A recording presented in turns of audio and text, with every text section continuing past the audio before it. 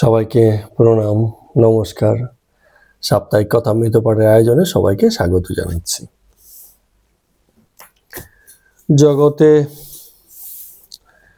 বেঁচে থাকতে গেলে কর্মের আধারে, কর্মের আশ্রয়ে, কর্ম সম্পাদনের মধ্য দিয়ে আমাদেরকে বেঁচে থাকতে হয়।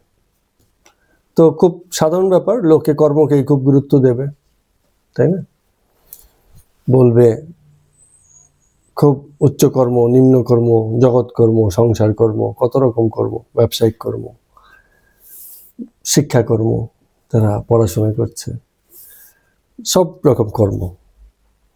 এর মধ্যেও ভাগ আছে, হয়তো কেউ বলবে উচ্চ কর্ম, নিচু কর্ম, কেউ বলবে ছোট কর্ম, মানে অল্প একটু করলে অল্প সময়ের মধ্যে শেষ হয়ে যায়, কেউ বলবে বড় কর্ম, অনেক দিন ধরে করতে হবে। লোকে ভীষণ রকম কর্মমুখী জীবন কাটায় বলে কর্মমুখী ভাবনা থেকে কর্মের দুটো দিক খুব মানুষের জীবনে প্রতিষ্ঠিত থাকে।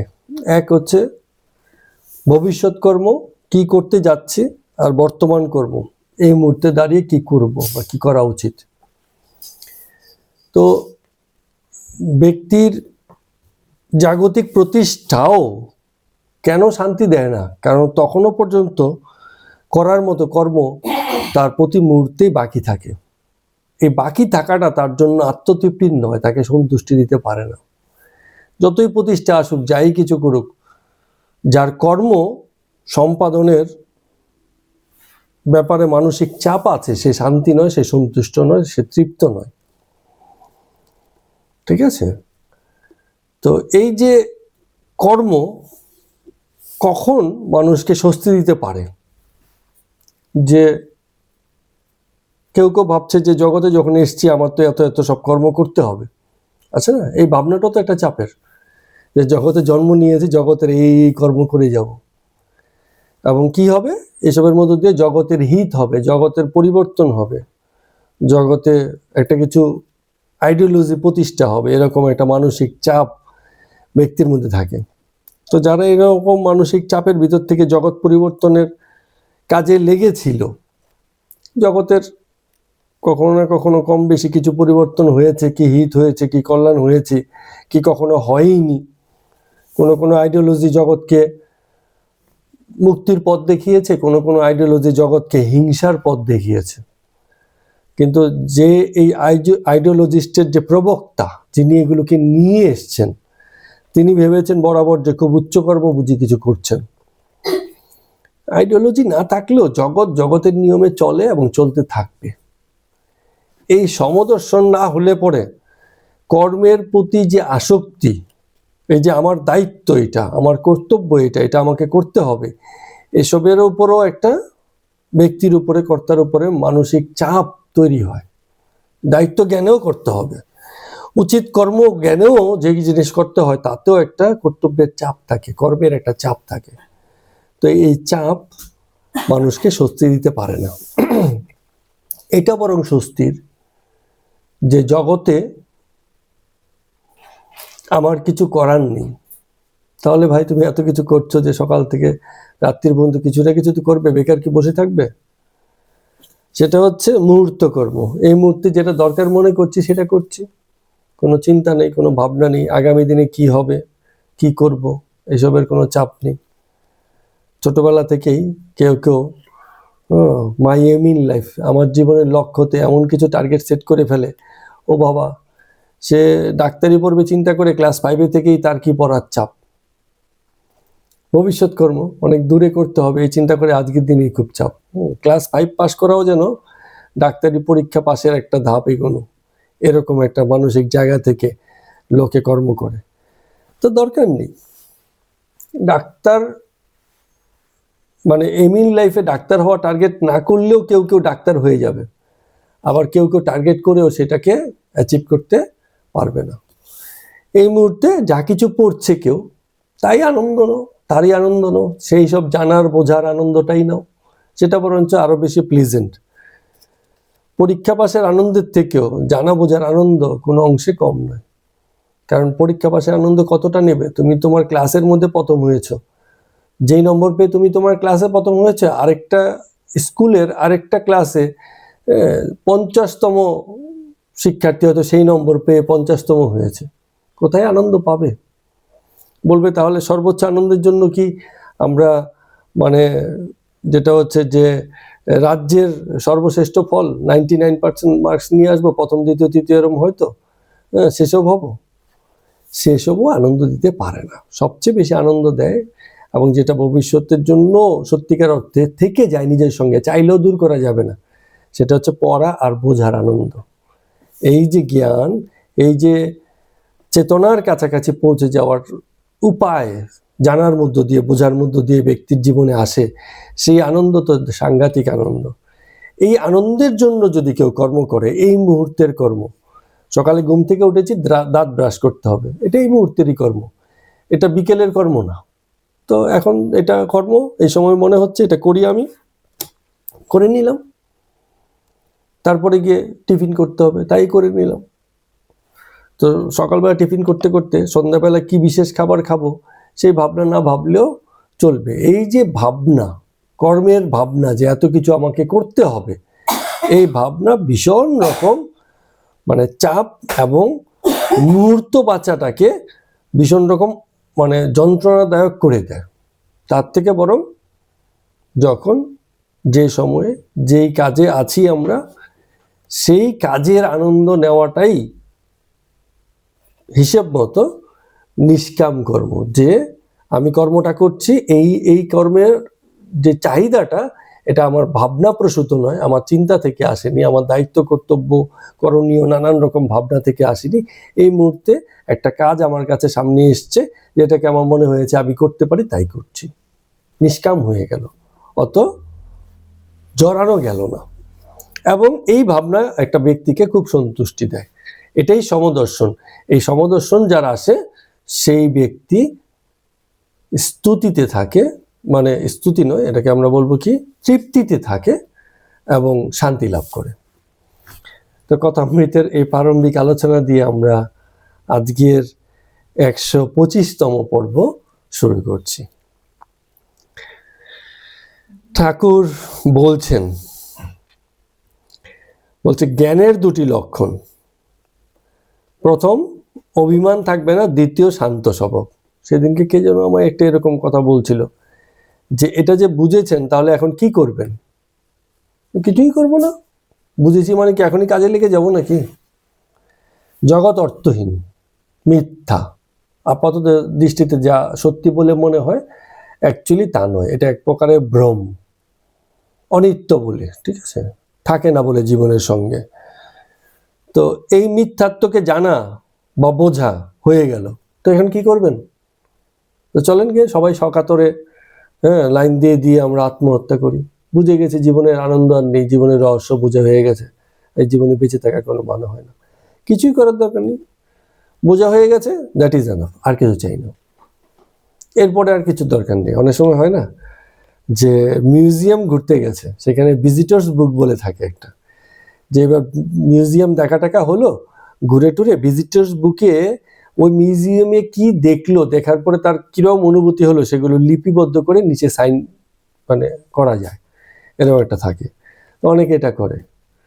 তার মানে কি হচ্ছে যে যারা এই আয়োজনটা করেছে এই প্রদর্শনীর, তারা জানতে চায় কে কি ভাবছে। তাদের দিক থেকে ঠিকই আছে, কিন্তু যে দেখেছে, দেখা শেষ করে তার হয়তো আর কিছু বলার থাকে না।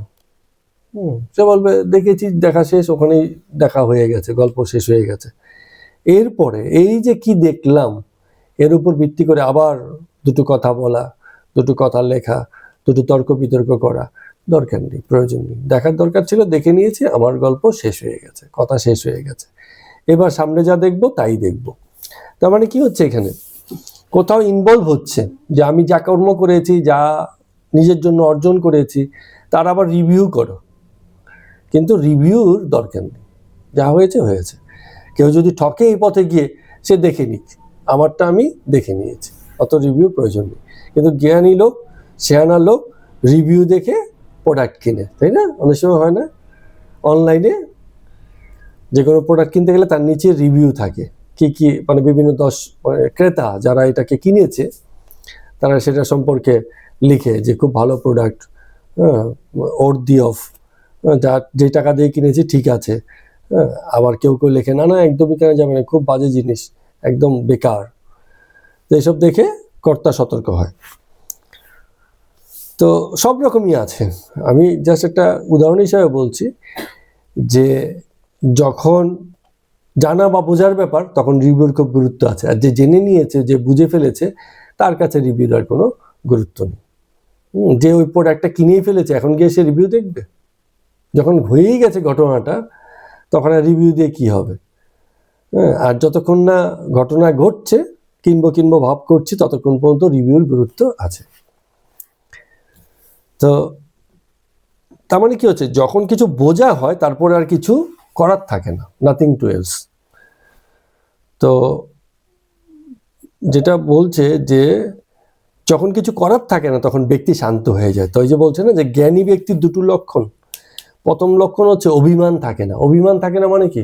আত্ম অভিমান, আমি জেনেছি, এই অভিমানটা থাকে না। কে জেনেছে? আমি জেনেছি, এটাও একটা অভিমান, যে আমি জানলাম, আমি জ্ঞানী। এই অভিমানটা প্রকৃত জ্ঞানীর থাকে না। জাগতিক জ্ঞানী যারা আছে, পড়াশোনা করে যারা জ্ঞান লাভ করে, তাদের এই অভিমান থাকে, আমি কি কম জ্ঞানী, আমি কি জাতা লোক, আমি অনেক কিছু জানি, এই অভিমান। ঠিক আছে? আর যার অভিমান থাকে না সেই ব্যক্তি স্বভাবতই শান্ত থাকে। তার অভিমান না থাকলে সে আর অশান্ত না। যার অভিমান থাকবে, যে জানবে আমি কিছু করেছি, আমি কিছু হয়েছি, হ্যাঁ, তার মানে অশান্ত ভাব, সে কিছু একটা করবে, জাহির করবে, প্রতিষ্ঠা করার চেষ্টা করবে, কাউকে ছোট করবে, নিজেকে বড় করবে, কত রকম প্রচেষ্টা। কিন্তু যে সত্যিই জেনেছে তার কোনো প্রচেষ্টা নেই, সে ভীষণ শান্ত হয়ে থাকে, কিছু বলবার বোঝানোর নেই। তো ঠাকুর বলছেন যে জগতের ঐশ্বর্য বেশি হলে লোকে ঈশ্বরকে ভুলে যায়। যার টাকা পয়সা বেশি সে আর ঈশ্বরের কথা মনে রাখতে চায় না, কারণ ঐশ্বর্যের স্বভাবই এই যে সে কর্তাকে, অধিকারী ব্যক্তিকে ভুলিয়ে দেয়। যার টাকা আছে, টাকাই এমন স্বভাবই যে ওই ব্যক্তিকে সবসময় টাকাতেই ইনভলভ করে রাখে, টাকার ভাবনাতেই সে মুজে থাকে। ঠিক আছে? এরকম ব্যাপার হয়। তো বলছেন ঠাকুর, যদু মল্লিক মনে আছে, দক্ষিণেশ্বরের বাড়ির যে পাশেই ওনার বাড়ি ছিল, অবস্থাপন্ন গৃহস্থ। তো যদু মল্লিকের এক সময় খুব ঈশ্বরীয় কথায় খুব মন লাগতো, ভালো ভালো ঈশ্বরীয় কথা কইতো। কিন্তু যখনই যদু মল্লিকের অর্থ সম্পদ বেশি হয়ে গেছে, নাতির সঙ্গে খুনসুটি করে। নাতি মানে ছোট বাচ্চা, পরিবারের সদস্য, তার সঙ্গে খুনসুটি করে, ইয়ার্কি করে সময় কাটে। ঈশ্বরীয় কথা কইতে আর তার ভালো লাগে না। মাঝে মাঝে ঠাকুরকে ডেকে পাঠান, কিন্তু ঠাকুরের সঙ্গে কোনো ঈশ্বরীয় আলাপে আগ্রহ দেখান না, মানে কি ভুলিয়ে রাখে। তো কামিনী কাঞ্চনটা হচ্ছে এক প্রকার মদের মতো। তো একটু মদ যদি বেশি হয়ে যায়, লোকের হিতাহিত জ্ঞান থাকে না। মদ খাওয়া কেউ যদি একটু বেশি খেয়ে ফেলে, তখন খুড়া আর জ্যাঠার কোনো বোধ থাকে না, মানে কে কাকা, কে জ্যাঠা, কে বাবা, সে বোধ থাকে না। যাকে তাকে যা কিছু সে বলে ফেলে। তো এই মাতালের যেটা হচ্ছে যে গুরু লোক বোধ থাকে না। নন্দ বসু, এই যে কথাগুলো হচ্ছে কার বাড়িতে হচ্ছে? ওই একজনের বাড়িতে, তিনি ফটোগ্রাফ দেখতে গেছিলেন, সেই বাড়িতে কথা হচ্ছে। সেখানের বাড়ির যে গৃহস্থ নন্দ বসু, তিনি বলছেন হ্যাঁ ঠিক বটে।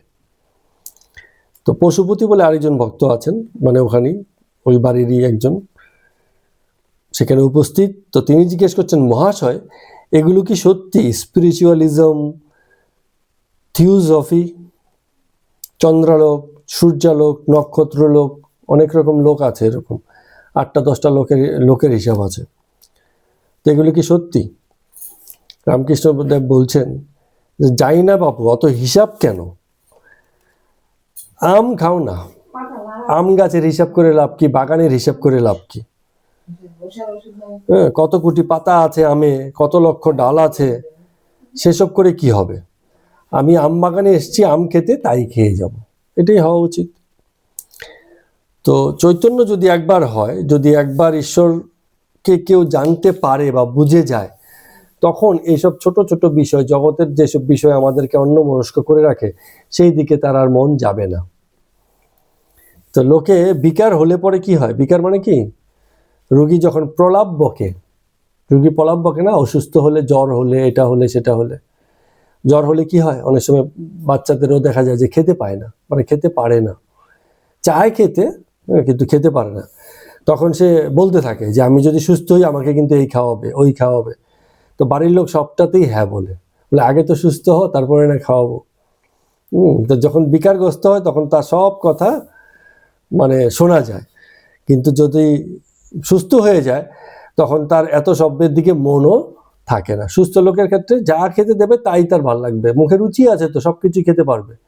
আর অসুস্থ অবস্থায় রুচি নেই, ফলে কোনো কিছুই ভালো জিনিস, তার প্রিয় জিনিস দিলেও সে কিন্তু খেতে পারে না, এরকম ব্যাপার। তো পশুপতি বলছেন যে আমাদের মধ্যকার যে বিকার তা বুঝি চিরকালই থাকবে? শ্রীরামকৃষ্ণ বলছেন কেন, ঈশ্বরেতে মন রাখো, চৈতন্য নিশ্চয়ই হবে। পশুপতি হাসতে হাসতে বলছেন আমাদের ঈশ্বরের মন তো খুব ক্ষণিকের জন্য হয়। তামাক খেতে যতক্ষণ লাগে ততক্ষণই ঈশ্বরের মন থাকে। একটা তামাক, একটা সিগারেট খেতে কতক্ষণ লাগে? 10 মিনিট, 15 মিনিট। আমাদের ঈশ্বরের তো মন 10-15 মিনিট লেগে থাকে, তারপরে আবার অন্য জগতের বিষয়ে সরে যায়। তো রামকৃষ্ণদেব বলছেন যে হোক না ক্ষণকাল, তাতেও অসুবিধে নেই, কিন্তু তার সঙ্গে যোগ থাকলেই হয়। যোগ মানে কি? এখানে যোগ অর্থ আন্ডারস্ট্যান্ডিং, বোঝাটা। আমি 15 মিনিট যদি ঠিকঠাক বুঝি না, সেই বোঝাটাও খুব কাজের বোঝা। আবার 2 ঘন্টা যদি না বুঝেও একটা জিনিসের চর্চা করি, সেটা একেবারেই বেকার জিনিস হয়ে যায়। তো এই যে যোগ, আন্ডারস্ট্যান্ডিংটা, এটা যদি থাকে তো সেই 15 মিনিটের মুক্তির যে আনন্দ, সেই আনন্দ বাকি জগতের জীবনকে ভরিয়ে রাখে। তাই জন্য মানে বিনা আন্ডারস্ট্যান্ডিংয়ে কোনো যোগই কোনো কাজের আসে না। অনেকে আছে না, চোখ বুঝে এটা করে সেটা করে, কত রকম আচার নিয়ম, কিছুতেই কাজ হবে না যদি ব্যক্তির আন্ডারস্ট্যান্ডিং সেখানটায় না থাকে। যেমন অহল্যার কথা মনে আছে? অহল্যা পাথরে বন্দি ছিল, রাম গিয়ে সেই পাথরে পায়ের ধাক্কা মেরে অহল্যাকে মুক্তি দিয়েছিলেন। তো অহল্যা মুক্তি পাওয়ার পরে বললেন যে হে রাম, পরবর্তীতে আমার জন্ম যেখানেই হোক, শুকুর জনিতে কি মনুষ্য গৃহে, শুকর হয়ে জন্মায় কি মানুষ হয়ে জন্মায়, আমার শুধু একটাই চাওয়া, তোমার পাদবদ্ধে যেন শুদ্ধ ভক্তি থাকে। তার মানে সেই কেন এই কথাটা বলছে, কারণ সেইখানে যে আনন্দ পেয়েছে, এই যে সমর্পণের মধ্য দিয়ে আনন্দ, যে জগতে সবকিছু ছেড়ে যে আমি কোথাও সমর্পিত হতে পেরেছি, কোথাও একটা মুক্তির জায়গা তৈরি হয়েছে, এই আনন্দটা, এই মুহূর্তটাকে আমি মিস করতে চাই না। এই কারণে তোমার পাদপদ্মে যেন চিরকালই শুদ্ধ মুক্তি থাকে। এটা অহল্যার মানে ইচ্ছা। নারদকে রাম বলেছিলেন যে তুমি কিছু বর লো, বলছে ঠিক আছে ঠাকুর, আমাকে বর দিন যেন আপনার পাদপদ্মে শুদ্ধ ভক্তি থাকে। আচ্ছা ঠিক আছে, এটা তো হলো, অন্য আরো কিছু বর চাও। নারদ আর খুঁজে পাচ্ছে না আর কি বর চাইবে, বলছে যে রাম, আর কিছু চাই না, আপনার পাদপদ্মে শুদ্ধ ভক্তি আছে, এটাই যথেষ্ট। আর আপনার ভুবন মোহিনী মায়ায় যেন ফেসে না যায়। জগতের এই যে নানান রকম খেলা, ক্রিয়া বিক্রিয়া প্রতিক্রিয়া কত কিছু হচ্ছে, এর মধ্যে যেন ফেসে না যায়। এর মধ্যে ফেসে গেলে কি হবে? আন্তরিক মুক্তিটা হবে না। ঈর্ষাকে দমন করতে গিয়ে আরেক ঈর্ষার জন্ম হবে, হিংসাকে দমন করতে গিয়ে আরেকটা হিংসার জন্ম হয়ে যাবে, হিংসা থেকে মুক্তি ঘটবে না। তাই জন্য সমর্পণ চাই, শুদ্ধ ভক্তি চাই। তো ঠাকুর বলছেন যে অনেকে ভাবে যে আমাদের কি আর মুক্তি হবে? কারো কারো হয়, ঠাকুরের মতো কেউ কেউ মুক্তি হয়েছে, আমাদের মুক্তি হবে না, কারণ কি আমরা পাপী। তো ঠাকুর বলছেন এইসব বুদ্ধি ত্যাগ করা উচিত। যেদিন ভাববে তুমি তার শরণাপন্ন হয়েছে, সেদিন থেকে তোমার আর পাপ থাকবে না। এই ভাবনাটা রাখতে হবে যে আমি কোনো পাপ করতে পারি না, আমার কোনো পাপ হবে না। এই ভাবনা না থাকলে তো খুব মুশকিল। যদি পাপী নিজেকে ভাবতে থাকে ব্যক্তি, তাহলে একসময় তার দৃঢ় বিশ্বাস হয়ে যায় যে সত্যি বুঝি সে পাপী, এবং সেই পাপীয় অবস্থা থেকে তার যেন কোনো মুক্তি নেই, এরকম ভাবতে শুরু করে। তো নন্দ বসু বলছেন, আচ্ছা ঠাকুর আপনি আমায় বলুন, এই যে লোকে বলে এই পরলোক কি আছে, পাপের কি শাস্তি হয়? তো ঠাকুর আর কি বলবেন, বারবারই তো বলছেন যে এত হিসাবের দরকার কি, জীবনটা তো আগে বাঁচো, পরকালের চিন্তা পড়ে। জীবনে তো ঠিকঠাক করে বাঁচার সুযোগ পেলে না, এখানেই যে শুদ্ধ ভক্তি নিয়ে, মানসিক তৃপ্তি নিয়ে জগতের চেতনার সঙ্গে বাঁচা যায়, সেই আনন্দ তো স্বর্গবাসের আনন্দের থেকে কোনো অংশে কম নয়। সেটাই তুমি তোমার আউটমোস্ট, মানে সবচেয়ে বেশি যতটুকু তুমি করতে পারো সেটুকুই করো। মৃত্যুর পরে আবার কোন স্বর্গলোকে কি নরকলোকে যাবে, সেখানে সুখ বা যন্ত্রণা ভোগ করবে, সেসবের চিন্তার থেকেও খুবই জরুরি এই মুহূর্তে এই জগতে তুমি তোমরা সর্বোচ্চ কিভাবে মুক্তি এবং তৃপ্তিতে বাঁচতে পারো।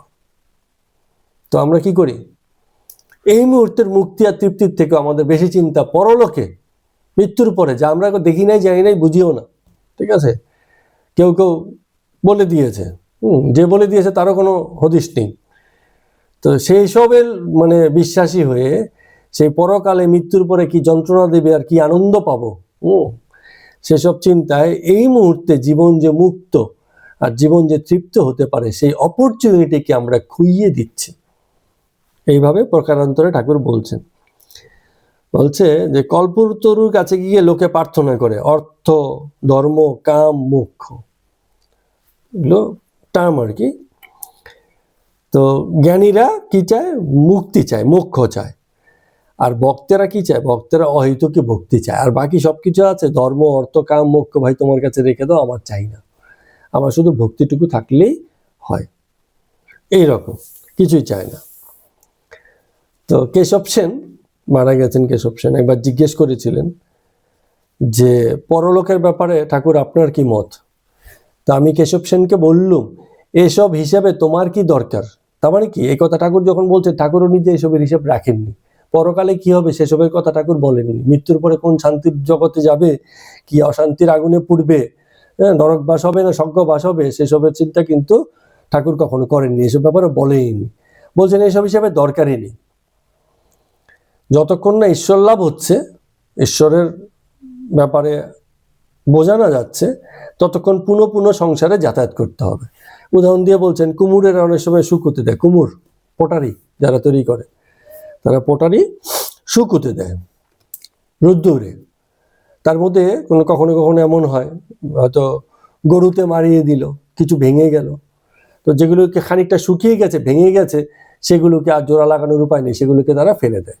আর যেটা কাঁচা থাকে, ওটা যদি ভেঙে যায়, আবার এনে ওই অন্য মাটির সঙ্গে মিলিয়ে আবার এটা দিয়ে সে পোটারি তৈরি করে ফেলে।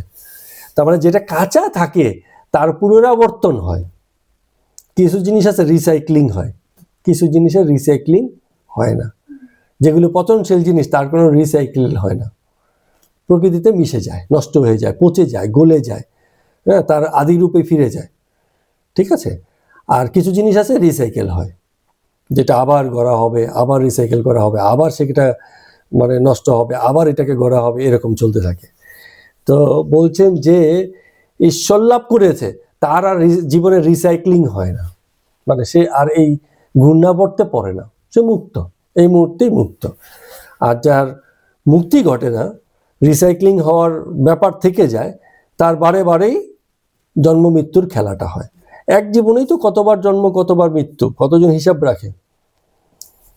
নতুন নতুন জন্ম, নতুন নতুন মৃত্যু। কারণ কি, জীবন বিভিন্ন টার্নিং পয়েন্টে দাঁড়িয়ে থাকে, কেবলই মোড় নেয়, কেবলই মোড় নেয়।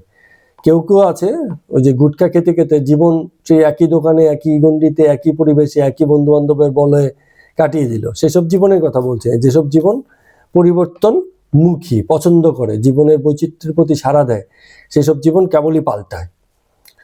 তো এটা হচ্ছে বাহ্যিকভাবে। আবার আন্তরিকভাবে একই জায়গাতে থেকেও জীবন পাল্টায়। মন পাল্টে গেল মানে জীবন পাল্টে গেল, আদর্শ পাল্টে গেল মানেও জীবন পাল্টে গেল। একবার তৃণমূলী আদর্শে থেকে একরকম জীবন, বিজেপির আদর্শে গিয়ে আরেক রকম জীবন, আবার বামপন্থাতে গিয়ে আরেক রকম জীবন, জীবনই পাল্টে যায়। তখন ব্যক্তি তার আদর্শের বাইরে আর কি, তার আইডেন্টিটি আর কিছুই নয়। কে কিরম আদর্শের মানুষ, সেই দিয়ে তার আইডেন্টিটি, এছাড়া কিছু নয়, বাকি সব এক। এইরকম তো ঠাকুর এগুলো দিয়ে বুঝাচ্ছেন। তো এক জায়গাতে ঠাকুর বলছেন যে তোমাদের বাড়ি এলাম, এবার কিছু খেতে হয়।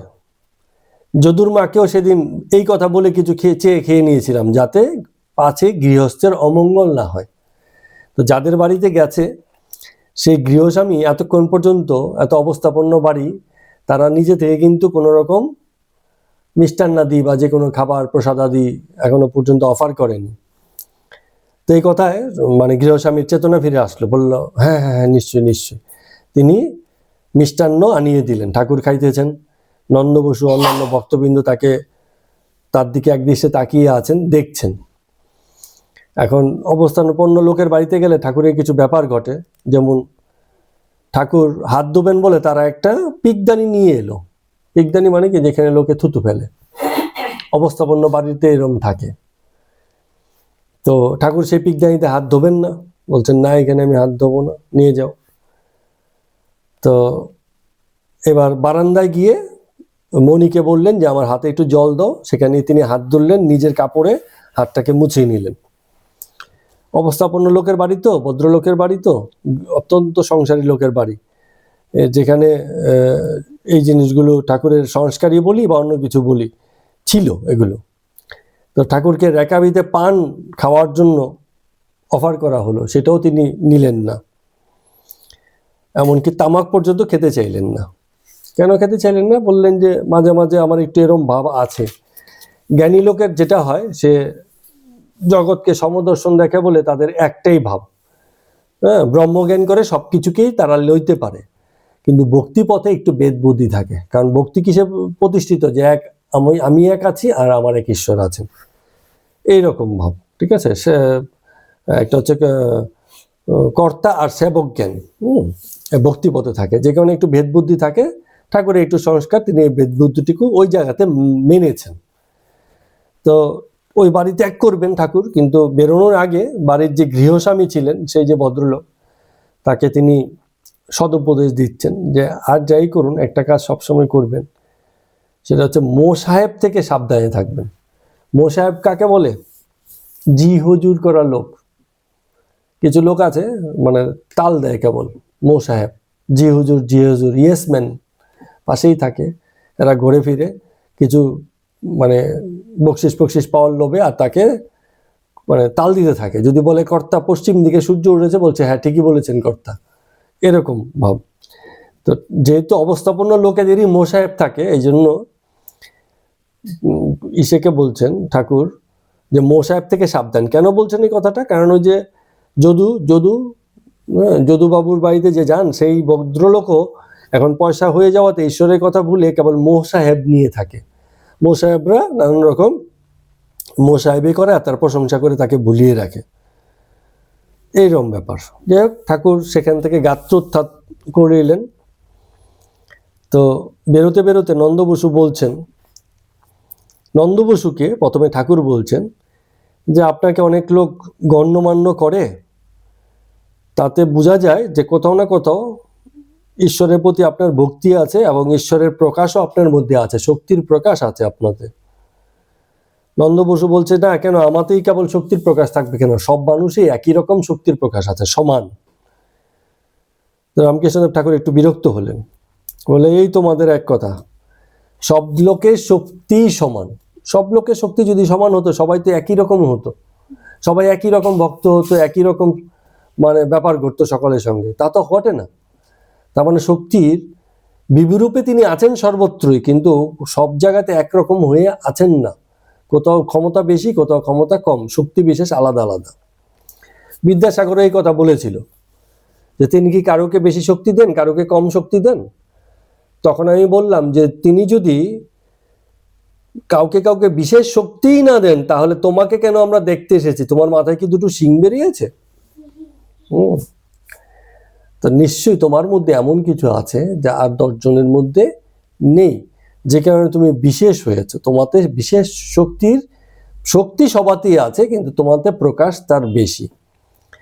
এখন এটা একটা খুব আলোচনার বিষয়, অনেক সময় এই আলোচনা হয় যে আমাদের যিনি ঈশ্বর, তিনি হতে হবেন ন্যায় বিচারক, তার কাছে সবাই সমান হবে। এখন এটা আমরা কেন ভাবি? কারণ আমাদের একজন বিচারক দরকার। অনেক সময় আমরা মীমাংসা করতে পারি না, নিজেদের আত্মবিচারের মাধ্যমে নিজেদের ভালো মন্দ দেখতে পাই না, যে কারণে আমাদের একজন বিচারকের কাছে যেতে হয়। বিচার দেয়, দুজন ঝগড়া করেছে, এবার বলে যে আপনার কাছে এসছি, দেখুন এই করেছে, আমি এই করেছি, এই ঘটেছে আমার সঙ্গে, এবার বিচার করুন কে ঠিক কে বেঠিক। তার মানে তৃতীয় একজনের দরকার পড়ছে, যখন তুমি নিজেই জানো তুমি কি করেছো। তো এই যে একজন বিচারকের দরকার আমাদের, এই কারণে আমরা জগতে বিচার রেখেছি, বিচার ব্যবস্থা রেখেছি। আর কি করেছি, যে জগতের বিচার ব্যবস্থায় যদি আমাদের কাছে যথেষ্ট মনে না হয়, তাহলে ঈশ্বরকে বলেছি এবার তুমি তো আমাদের বিচারক হও, তুমি বিচার করো ঠিক হয়েছে কি ঠিক নেই। বলে যে তোমার সঙ্গে অন্যায় হয়েছে, ঠাকুরের কাছে গিয়ে কেটে কেটে বিচার চাও। আরে তিনি থোড়াই বিচার করতে বসে আছেন, তো তিনিই যদি বিচার করবেন আর তিনিই যদি রক্ষা করবেন, তবে আর মারবেন কাকে? যাদের জন্ম দিয়েছেন সবাইকে তো বাঁচিয়ে রাখতে হবে। তিনি জন্ম মৃত্যু মানে বেঁচে থাকা কোনো কিছুতেই নিজের কোনো রকম পক্ষপাতিত্বই দেখান না, আগ্রহী দেখান না, অথবা হতে পারে দেখেনি না এসব বিষয়। জগতের নিয়মে একটা নিয়ম করে দিয়েছেন, সেই নিয়মে সব চলছে, এরকম ব্যাপার। ঠিক আছে, টাকা কেন দেওয়া হয়েছে? লেনদেন করার জন্য। কারণ কেউ কেউ সেই টাকাকে ফ্রেম করে দেয়ালে টাঙিয়ে রেখেছে, কেন? টাকার একটা বিশেষ নাম্বার আছে বলে। কেউ কেউ সেই টাকা দিয়ে কানের ময়লা বার করছে। তো গভর্নমেন্ট কি আর এসব দেখতে যাবে? বলছে আমি টাকা ছাপিয়ে দিয়েছি, এবার টাকা দিয়ে কে কি করবে সে আমি জানি না, আমার একটা ব্যবস্থাপনা আছে, টাকার মাধ্যমে লেনদেন হবে। এখন সেই টাকা কেউ কেউ কুচি কুচি করে কাটতেও পারে, তার খুশি। আমি কোথায় এগুলো দেখতে যাব? ঈশ্বরও এই যে জগৎ তৈরি করেছেন, জগৎ তৈরি করে জগৎকে জগতের মতো ছেড়ে দিয়েছেন। তার পুরুষ সত্তা এবং প্রকৃতি সত্তা এই খেলাটা খেলছে, আপন মর্জিতে খেলছে, কোনো নিয়মে না। তার কাছে কোনো নিয়ম, ন্যায়, বিচার এসবের কোনো বালাই নেই। যারা এই আন্ডারস্ট্যান্ডিংটাকে বুঝতে পারে, তারা জানবে যে ওই যে ন্যায় বিচারের গল্প বললে তার গলাতে যে মালা আমরা ঝুলিয়ে দিয়েছি বিচারকের আসনে বসিয়ে ঈশ্বরকে, সেই জায়গাতে তিনি আদৌ নেই। কারণ তিনি কোনো ন্যায় বিচারেই নেই। ঠিক আছে, কোনো ন্যায় বিচারেই নেই। হিটলার 1 লক্ষ লোককে মেরেছে, তো তার শাস্তি তো একবার মারলেই হয়ে যায়। তো 1 লক্ষ লোকের জন্য 1 লক্ষ বার কি মারার বিধান হবে? হবে না, তাহলে তো ন্যায় বিচার হলো না। 1 লক্ষ মৃত্যুর বিনিময়ে তাকে 1 লক্ষ বার মরতে হবে, তবে ন্যায় বিচার। কিন্তু কোথায় হবে? একজনকে 10টা খুন করলো তো একবারই তাকে তো একবার খুন করেই মারা যাবে, 10টা খুনের শাস্তি তো সে পাবে না। তো ন্যায় বিচার কখনোই জগতে প্রতিষ্ঠিত হতে পারে না। জগতে অন্যায় বিচারই চলে। আমরা ন্যায় প্রশাসন বানিয়ে জগৎকে সিদ্ধে রাখার চেষ্টা করি, তার কিছু ভালো ফলও হয়, অপব্যবহারও হয়, সে যেমনই হোক। কথা হচ্ছে ঈশ্বরকে এই রূপে আমরা দেখি বটে, তিনি সেই রূপে হয়তো নেই। এই যে দেখি যে সেটাও হয়তো নয়, আবার তিনি যে নেই সেটাও হয়তো নয়। তার সম্পর্কে কোনো কিছুই নিশ্চিত করে বলা যায় না। তো এই যে কথাবার্তা হলো, এইসব নানান রকম কথা বলে ঠাকুর সেই বাড়ি থেকে গাত্রোত্থান করিলেন, বেরিয়ে গেলেন। কিন্তু আমরা জানি ঠাকুরের প্রোগ্রাম করা ছিল আরো 2টো বাড়িতে যাবেন। একটা হচ্ছে শোকাতুরা ব্রাহ্মণী ছিলেন, সেই বাড়িতে যাবেন বলে বলেছিলেন। তো ঠাকুর বাগবাজারে সেই শোকাতুরা ব্রাহ্মণী বাড়িতে আসিয়াছেন। তো ব্রাহ্মণীর যে বাড়িটা খুব পুরাতন একটা বাড়ি এবং ইটের তৈরি। তো বাড়িতে গোয়াল ঘর আছে, তার উপর দিয়ে পাশ দিয়ে ছাদে উঠিবার বসিবার জায়গা আছে। তো সেই রাত্রিরে সকলকে ছাদে বসানোর জন্যই জায়গা করা হয়েছে। তো অনেকেই আছেন ছাদের মধ্যে, ওই ঠাকুর যাবেন বলে অনেক ভক্তবৃন্দ, প্রতিবেশী যারা আছে সকলে উৎসুক, এবং কখন ঠাকুরকে দেখা যাবে সেই জিনিসের জন্য তারা অপেক্ষা করছেন। তো সেই যে ব্রাহ্মণীরা মানে 2 ভগ্নী ছিল, 2 বোন, তারা দুজনেই বিধবা। তো এই ব্রাহ্মণীর বাড়িতে তার ভাইও দেখা গেল, ভাই এবং তার ভাইয়ের পরিবার, তারাও সেই ব্রাহ্মণীর বাড়িতেই থাকেন। তো ব্রাহ্মণীর গল্পটা আমরা জানি, তার একমাত্র কন্যাকে তিনি উচ্চ ঘরে বিবাহ দিয়েছিলেন, কিন্তু সেই কন্যা মারা যাওয়াতে তার শোকের আর শেষ ছিল না। তো সেই ব্রাহ্মণী খুব করে চেয়েছিলেন ঠাকুর যেন তার বাড়িতে আসেন। এই আন্তরিকতা কিন্তু আমরা এই ব্রাহ্মণীর মধ্যে দেখতে পাই। কিভাবে দেখতে পাই? যে যতক্ষণ পর্যন্ত ঠাকুর আসছিলেন না, ব্রাহ্মণী টেনশন করছিলেন যে ঠাকুর আদৌ আসছেন কি না, এরকম চিন্তা করে। বড় লোকের বাড়িতে গেছেন, যদি তার মতো গরিবের বাড়িতে লোকে না যায়, বাকিরা ঠাকুর যদি না আসেন, এসব চিন্তা করে তার মধ্যে একটা মানে চিন্তা এবং গড় বার করছিলেন বারবার, মানে হাঁটাচলা করছিলেন, অপেক্ষা করছিলেন, ঠাকুর লেট হচ্ছে কেন আসতে, এসবগুলো ভাবছিলেন। আর ভাবছিলেন যদি এবার ঠাকুর না আসেন তাহলে আর কখনো ঠাকুরের কাছে তিনি যাবেনই না। এটা কি? এটা হচ্ছে অভিমান। এরকম ব্যাপার। তো যে সময়ে ঠাকুর বামুনি বাড়িতে এসছেন, সেই সময় বামুনি আবার ওই যে সেই যে বড় লোকের বাড়ি নন্দ বসু, তার বাড়িতে আবার দেখতে গেছেন যে ঠাকুর সেখানে আছেন কিনা। তো এক পথ দিয়ে বামুনি গেছেন, আরেক পথ দিয়ে ঠাকুর বামুনি বাড়িতে এসছেন। বাড়িতে এসে দেখছেন বামুনি নেই, তার যে বোন আছে ভগ্নী, সে বলছে যে দিদি এইমাত্র নন্দ বোসের বাড়িতে খবর নিতে গেছেন, কেন এত দেরি হচ্ছে, এক্ষুনি হয়তো ফিরে আসবেন। তো নিচে একটা খুট করে শব্দ হয়েছে, ভাবছেন যে দিদি বুঝি এই এলেন, তিনি আবার দেখতে গেলেন। কিন্তু সেই যে জায়গাটা ছাদের উপরে ঠাকুর সহাস্যবদনে ভক্ত পরিবৃত হয়ে যে বসেছিলেন, মাস্টারমশাইয়ের কাছে লাগলো খুব সুন্দর দৃশ্য, কারণ সেখানে লোকজন খুব আন্তরিকভাবে ঠাকুরকে আগ্রহের সঙ্গে দেখতে এসেছিল। তো ছেলে বুড়ো মেয়ে পুরুষ কাতার দিয়ে সব দাঁড়িয়ে আছে। তো রামকৃষ্ণদেব মাস্টারমশাইকে বলছেন, না দেবেন্দ্র বলছেন রামকৃষ্ণদেবকে, যে মাস্টারমশাই বলছেন যে এই জায়গাটি নন্দ বোসের জায়গার থেকেও বেশি ভালো, কারণ এদের আন্তরিক ভক্তি আছে। গরিবের ওখানে গেছে তো তো সেসব লোকের আন্তরিক ভক্তি আছে, তারা আগ্রহ করে ঠাকুরকে দেখছে। তো এই সময় সেই ভগ্নীটা বলছে, ওই তো দিদি এলেন, দিদি এলেন। তো দিদি যখন এসছেন, দিদি এসে হইচই শুরু করে দিয়েছেন। কি বলছেন? ওই যে ব্রাহ্মণী ভদ্রমহিলা যার কন্যা মারা গেছে, বলছেন, ওগো আমি যে আহ্লাদে আর বাঁচি না গো, তোমরা সব বলো গো আমি কেমন করে বাঁচি। ওগো আমার চণ্ডী যখন এসেছিল, চণ্ডী মানে মেয়ের কথা বলছে, তখন শ্যাপাই শাস্ত্রী সঙ্গে করে আসতো, রাস্তায় তাহারা পাহারা দিত, তখনও এত আহ্লাদ হয়নি। আজকে আমার বাড়িতে তিনি এসছেন, আমার চণ্ডীর শোক আর মনের মধ্যে একটুও নেই। চণ্ডী যে মারা গেছে এই শোকটা তিনি ভুলে গেছেন, কারণ ঠাকুর এসছেন বলে।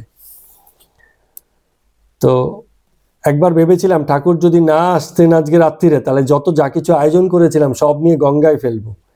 কেন বলছেন এই কথাগুলো? অভিমান থেকে বলছেন, আনন্দে সেই অভিমানের কথাটা ব্যক্ত করে দিচ্ছেন, সরল মন, কিছু ভিতরে রাখছেন না। সবাইকে বলছে, আয় আয় তোরা আমায় দেখে যা, আমার কি সুখ দেখে যা, দেখ আমার ভাগ্যে কি লেখা আছে, কত বড় মানুষ আমার বাড়িতে এসছেন। তো ব্রাহ্মণী হাসতে হাসতে বলছেন যে এক লোক মুটে মানে হচ্ছে মুঠ বহন করে, সে 1 টাকা দিয়ে লটারি ধরেছিল, 1 লক্ষ টাকা পেয়েছে লটারিতে। এই খবর যখন শুনে আনন্দে আত্মহারা হয়ে হার্ট অ্যাটাকে সে মারা গেছে। তো আমার অবস্থা হয়েছে তেমন, আমি বাঁচি না মরে তার ঠিক নেই, কারণ আমার বাড়িতে ঠাকুর এসছেন, এরকম বুঝাতে চাইছেন আর কি।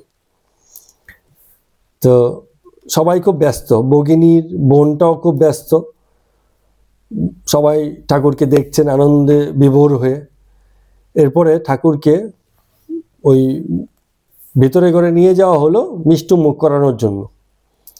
তো রাত্র প্রায় 8টা, সকলের আন্তরিকতা প্রণাম আশীর্বাদ করে ঠাকুর সেখান থেকে বিদায় নিলেন।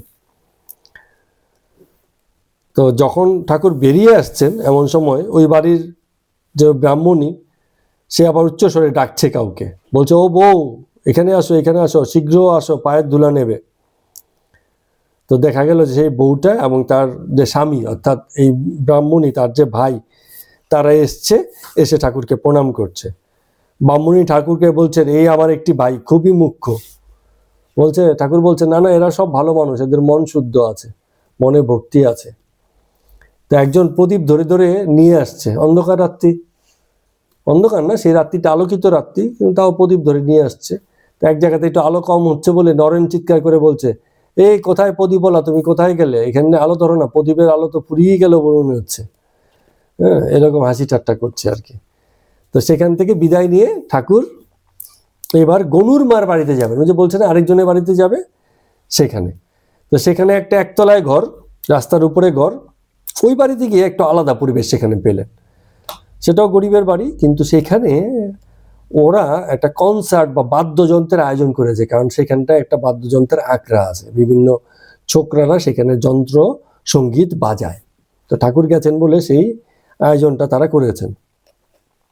ওই বাড়িতে গিয়ে আরেক দৃশ্য, আশেপাশে বাড়ির লোক সেই বাড়িতে মানে ঘরে ঢোকার জায়গা না পেয়ে কেউ দরজার উপরে, কেউ জানলার উপরে এমনভাবে ভিড় করেছে, মনে হয় যেন বাড়ি নিয়ে পড়বে, এরকম অবস্থা, সবাই দেখতে এসছে ঠাকুরকে। হ্যাঁ, তো জানালার উপরে ছেলেদেরকে বেয়ে বেয়ে উঠতে দেখে নরেন বলছে, আরে তোরা ওখানে কেন, যা যা বাড়ি যা। ঠাকুর শ্বাস নিয়ে বলছে, না না থাক থাক থাক, ওরা এসছে ছেলে মানুষ, হ্যাঁ, কেউ তো কিছু এমন বোঝে না, দেখতে এসছে এরকম। ঠাকুর মাঝে মাঝে বলছেন হরি ওম হরি ওম, হোম হরি হোম, হরি ওম, এরকম বলছেন মাঝে মাঝে। তো এক ভিতর থেকে ওই যে ব্রাহ্মণী যে আছে সে বলছে যে আপনি এবার একটু ভিতরে আসুন, আমরা একটু আপনাকে মিষ্টি মুখ করাই। তো ঠাকুর বলছেন যে ঠিক আছে, তোমরা এক কাজ করো না, এখানেই দাও না, আমি এখানেই খেয়ে নিচ্ছি।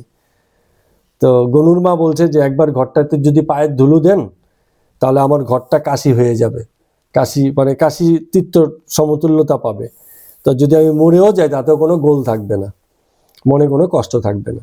এত আন্তরিক তারা, ভিতরে ভিতরে এতখানি মানে ঠাকুরকে আপ্যায়ন করেছেন। সেখানে হয়তো খুব আধুনিক ব্যবস্থা নেই, গৃহস্থ বাড়ির জাকজৌলুস নেই, কিন্তু আন্তরিকতা ভরপুর আছে।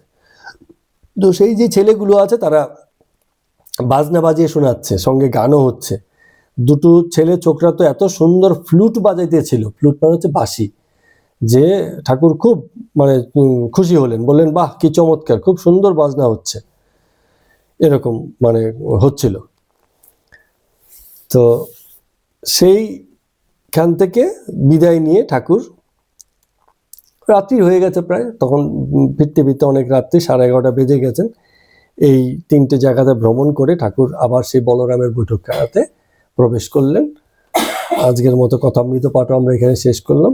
সবাইকে প্রণাম এবং নমস্কার।